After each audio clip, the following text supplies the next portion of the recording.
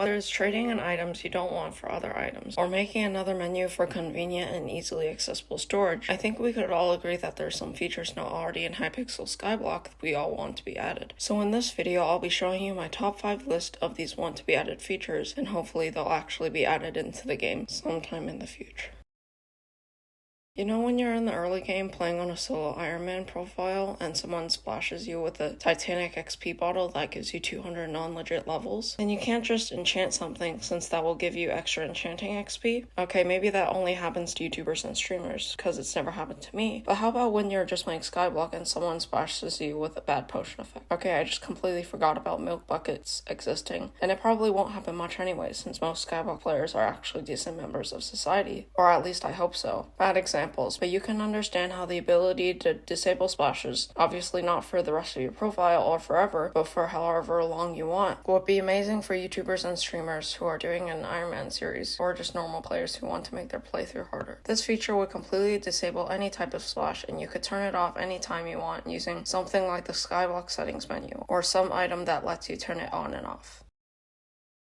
If it's your first time playing Hypixel Skyblock, it would take a long time to learn and get used to things. I think that your first profile, or just a choice you make when you first create the profile, could start in the tutorial world, where it's basically just an introduction to the important features of the game, and it could show you how certain things work, like Skyblock levels, skills, collections, and in my opinion, overly complicated combat system and stats. There could be a guide NPC in this tutorial world, kind of like Jerry and the Hub Villagers, who would explain all of this to you. This would definitely make the game more beginner-friendly and easier to understand.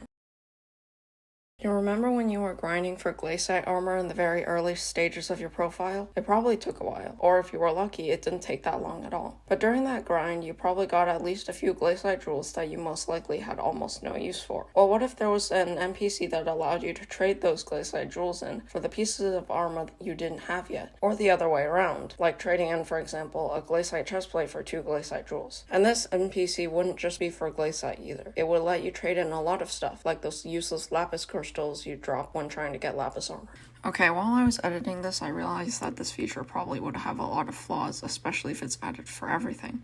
So maybe it could just be added for basic things like glaciate jewels, where they're pretty annoying to get, but still have a lot of uses, even into the end game of mining, just so it wouldn't be too overpowered or take too long to add.